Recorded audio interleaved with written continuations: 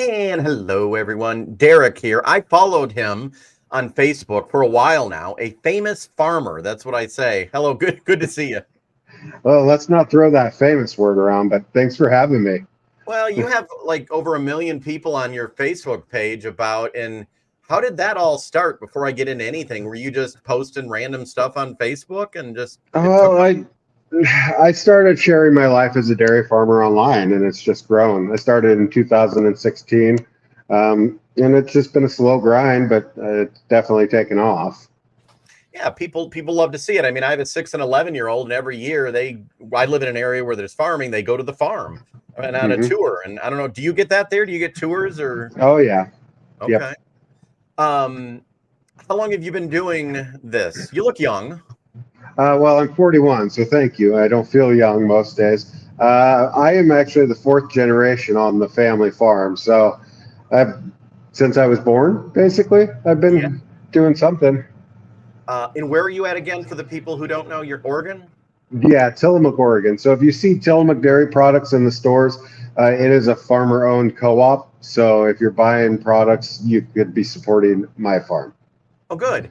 And that's what it is all about because I like promoting small business, family business. That's a big deal. So I think more people need to continue to support family owned business, right? No, I agree.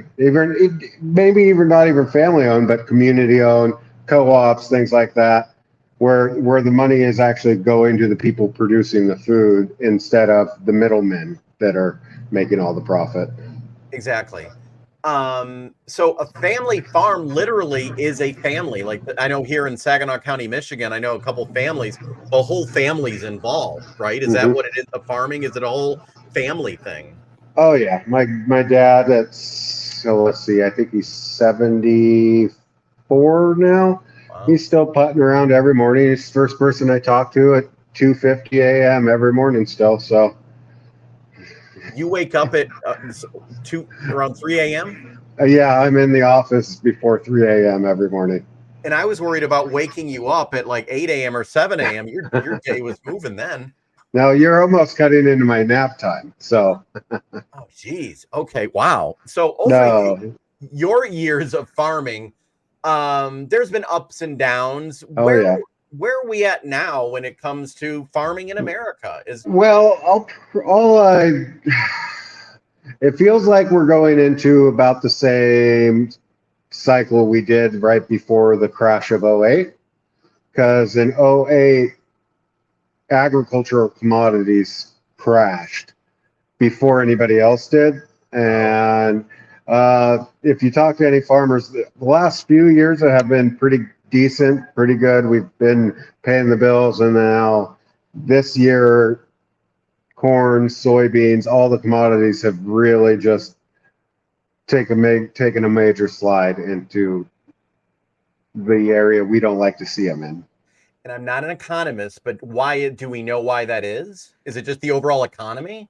It's a great question, and I'm not an economist either. I just see trends, and it seems like um, the investors that are, buying and selling commodities for a living, they pull their money out uh, usually when there's something that's possibly less risky. And right now, we are, for some reason, commodities and agriculture is a risky spot to be putting your money.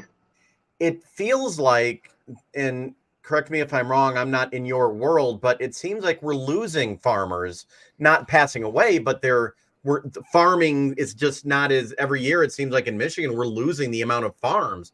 Do you see that or hear that around the country? Well, that's no different than a lot of industries, and True, true. part of it is actually an age thing. Is as these smaller farms, like for example, when my dad came home, we were milking 60 cows on 60 acres. Wow. Well, that's a lot of backbreaking work for one person. You have kids come home, you look to expand. Maybe the neighbor's kids said, "No, I don't want to do that. That's way too much work. I can make more money in town." So then you buy the neighbors out. So your farm gets bigger. There's less farms, but it's the same amount of acreage being farmed. There has been less acreage farmed, though. I think we lost 20 million acres of farmland to a lot of that's just urban growth and urban boundaries expanding, and so farmland's converted into residential or commercial. So that's the nature of the beast. But there's definitely less farmers. Some of that's retiring and not wanting to do it anymore. Some of it is with commodity prices like they are, you have to be extremely efficient, and the larger your operation is, the easier it is to afford the newest equipment that can be the most efficient. So it's a lot like every other industry. It's just very hard to, it's really hard to break into it, because I mean, just your equipment alone is going to run you millions of dollars. So Yeah, I mean, when I went with my daughter and son on a tour of a farm locally, like one big tractor, $600,000, and I'm yeah. like, that's wild. So I'm assuming, I know how restaurants work, but the profit margin is not, you're not making millions of dollars. Some people may think, oh, you're a big time farmer, but you're not making millions of dollars. Yeah, most farmers are cash poor and equity rich, if you want to call it that. But yeah, most of our equity is tied up in land and equipment and cattle in my case. So yeah, sometimes you don't make any money. But with inflation, sure, your land prices grow, things like that. So your equity doesn't, you don't lose equity, but you're sure not making any cash. True. And I know, like other professions and other businesses, has it gotten tougher over the years with like regulations and that? Oh, Does the government mess with you a lot? oh yeah, yeah. The government is just like, well, we're no different than any other industry. We definitely are overregulated, and a lot of the regulations, like for example, in the dairy industry, we still have regulations from on the books from when we were filling milk pails and taking them to the local creamery, which nobody does anymore. But they still got to check it off that that's we're complying with those regulations, and it's like, okay. And that's costing you. I mean, you're having to pay more probably to abide by that red tape probably that you have to deal with. I'm assuming. Oh yeah, yeah. Is that going to be getting any? Well, I don't want to get political, but or if you want to get political, I don't care. But is it getting Uh, any? it, Yeah. it depends. Obviously, depends. I'm in Oregon, so it on the state level, it's never going to get better. Depending on who's in the office, the national levels, things like the EPA has the waters of the United States, where they're trying to regulate all waters of the United States. Right now, they're supposed to only regulate the this word, it always gets me, navigable, the shipping lanes of the United States. Right now, like our river and our streams and stuff, we're regulated at the state level. They Yeah. want to come in and take over all of it.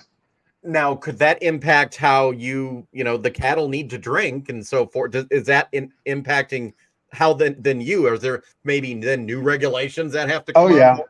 Oh yeah. Well, it wouldn't just me. Like that would be drainage ditches. They want a drainage ditch, in the Midwest that only sees water in it during the spring, during rain or something. They want to regulate it. They want to make sure you're leaving, buffers around this drainage ditch that's dry 340 days out of the year. Things like that. It's top-down government's never a good idea. It's better to let the states regulate their states. Yeah, That's the libertarian in me, though. well, no, I agree, absolutely agree. I used to work in the media for 25 years. I left. I can give a little more of my opinion now. I agree with you on that. And because I don't think people know, for example, like the media, CNN and Fox, MSNBC, they bitch all day about stupid stuff and they don't issues that matter like Mm-hmm. farming. And when they do, it's about whatever. There was something recently I posted about, oh, I forget what government agency wanted to maybe track cattle or something. Oh yeah, there's a few things that the government. One thing the government at the national level did right recently is the product of the United States. What is Before that? before, if you had the label product of the United States, it just had to be packaged here. Oh, So you could be shipping things in to the United States, packaging them here, and call it a product of the United States because it went through the manufacturing process here. yeah. Well, now this is a voluntary label because before they tried to do it required for this label, and then NAFTA and all that got involved. But now, since it's a requirement for a voluntary label, for instance, if you see a beef product in the store now, it has to have been born here, raised here, slaughtered here, packaged here, and sold here to be product of the United States. So that is a good thing because a lot of people are looking for that. Yes. And Okay. now it's just more transparent because before, somebody wanting to support farmers in the United States could see that label and go, oh, yeah, this is a product of the United States. Meanwhile, it's a product from Mexico that they shipped up and the final processing was done here. So that's one of the So, good things they've done. yeah. And was even that story true? I read, I don't know what it was about tracking cattle. You probably track your own, right? I mean, Yes. little ear So, tag thing in the animals. yeah, they're wanting to traceability, and a lot of beef producers are doing this on their own anyway because they want to be able to say, yeah, this animal, this is where it's been its whole life. And so the government wants to be able to have traceability, and I don't think you should force people to do that. But in What my does that instance, what does that mean? So they want to be it, able to like to have a chip in the in the in the ear, yeah, it's an RFID tag. It's a little button in most cases. All my cows have them because on our dairy, every time the cow goes into the parlor, it reads it and it keeps track of how much milk she gives every day. And we have a sort gate that reads it. And if I need a cow, it sorts her into a different area for me to do what I need to do with her. It's a very handy tool. yeah. And I have a scanner, so my tablet, if I'm walking through the barn, I scan their button, it pulls up all of her information. We do anything with this cow, if we treat her with antibiotics, it gets entered in for her data. So then we have traceability. We scan her, we can say, oh, she had mastitis, she got treated last year. It's great for transparency and being able to monitor what's going on. So does the government wants to be able to track that? Do they want to have all that information as well then? Yeah, I think that's where the problem is. They want to be able to have access to all that. And I'm not a big fan of giving government more information than they need. Yeah. Yeah, no, absolutely. And we've seen many instances where that's been bad. That's in the works, right? They're talking about it. Yeah. Okay. Yeah, because Eh, I thought most farmers like yourself, you do it, but to give that information up, yeah, that's just bizarre. Um, what other hurdles are you facing? And I mean, I'm seeing more and more people like myself, my family, and others. They're fed up with a lot of the process, a lot of the crap that we're eating, yeah. and they're coming more homestead, or they're making their own food, they're growing their own gardens, they're coming to like real butchers. Are you seeing that at all there or not? Yeah. So one of the beautiful things that happened during the big C word that we had go on a couple of years ago, Yeah. is a lot of people. We had bare shelves in these major supermarkets, so a lot of people were like, "Well, where are we going to get our meat or our produce or whatever?" And so you had a lot of people going out and finding local areas, and they found out, in the case of local produce and stuff, you know, it not being shipped 3,000 miles, Yeah. that produce is fresher. There's no way around it. It's got better flavor, it's got better texture, it just looks and it's more appealing.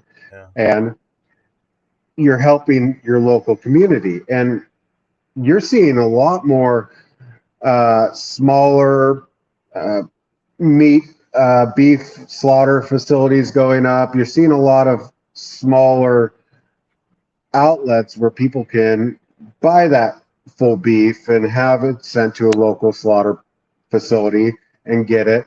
And that's great because it's a lot more secure food system when you have more options.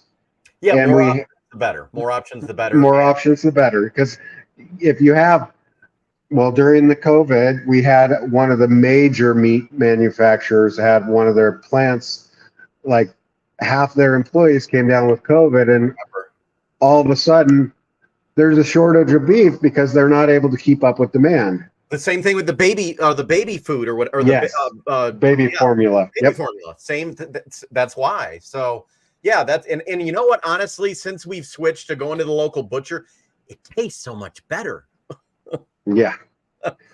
Wow. Okay. One last thing, and I think it's ridiculous, but I don't know if you'll probably agree. You get the people, the extremists who are like, cows are causing climate change. We need to limit. I think, and I can say that, I'll give my opinion. I'm like, that's, and I hear some people actually, other countries are extreme on this. Is that just crazy? I mean, just, so they like to point out the methane that cattle produce. Yeah. I've got a few statistics for you. There is one mine in Russia that produces more methane every year than all 9 million dairy cattle in the United States. Just one. Wow. Just one. Just one. Here's the other data point everybody needs to remember. Methane that cows are producing has a life cycle in the atmosphere of 10 to 12 years. It goes up, it goes through the process up there, comes back down as CO2 that the plants use to grow, that the cows eat. It's called the biogenic carbon cycle. Yeah. Cows are the natural cycle. Do you know what happens with the foods or the feedstuffs that they eat if they don't eat them? They decompose and the same amount of methane gets put into the atmosphere. Well, there you go. Yeah. Zero. That being said, there is things that we can do if you want to help reduce methane. That's great. Yeah. But don't get me started on all of that. Or a diaper or a mask on the cow. No, there's realistic things you can do. Like we have digesters on some of the larger dairies that are producing fuel and energy and things like that make a lot of sense. It's very renewable. We're even making jet fuel out of the whey from the cheese making process now. Interesting. I think it's in Michigan, actually. Really? Oh, I need to go out there and do that. Interesting. Well, the people criticizing sometimes are Bill Gates flying around in his corporate jet all the time. Yeah, and buying up farmland for the carbon credits. That's another, I don't know if it's a conspiracy, but like China, countries come into this country, they buy farmland. Are they actually farming on it? Or yeah, they buy the land and then they lease it. I mean, everybody freaks out about Bill Gates, but I mean, he just ironically up in Washington, I think it was Washington, he just lost a bid on a very large parcel of land to the Mormon church. Oh. So he's just billionaires buy land. It's a safe investment. Yeah. It's just what they do. Gotcha. And then they find farmers to lease the land, grow, do the things. So it is what it is. An investment. Gotcha. Yeah. Okay. Well, I've learned a lot. Any advice to, like, I hear a lot of smaller farmers, or maybe they're struggling. To be a farmer, it has to be a little bit in your heart. You have to want it. You have to, it's not you have to be a little insane. You can say that. Well, that's true. But it has to not just be a job. It's not a job, right? I mean, it's a life. It is a lifestyle, but you've got to remember, if you're going to shop local, that you need to remember that they have to be able to be profitable. So you might be paying a little more because you're buying local, but you're helping your own community, because that farmer is buying things in your local community. They're helping keep small businesses going in the community. So you're keeping more of your money local by doing it. And I found out eating local and like the butcher, and I feel better because I think I'm healthier than avoiding I don't know where the McDonald's gets the meat, or even if that is meat. It is meat, and they're buying it's. So I'm going to preface it: if you buy meat at the store, it is very safe, very. Yeah. So if you don't have somebody local that you can don't be afraid to go to the supermarket and buy your meats and things there. I don't want to demonize that either, because I mean, frankly, all my dairy products are in the store. So please Yeah, go to the store and buy mine. no, absolutely, absolutely. And I think it's more of just a lot of the processed stuff that's Yeah, well, I think that's shelf life of 5 years. That's probably not the best. cool. Well, I will put a link out to your social as well because I've learned a lot as well. And it's just interesting to see the behind the scenes because I don't think the average American really knows. I live in a rural area, you do, but people in Detroit, Chicago, Kansas City, in the cities, they may not even know what happens in a farm.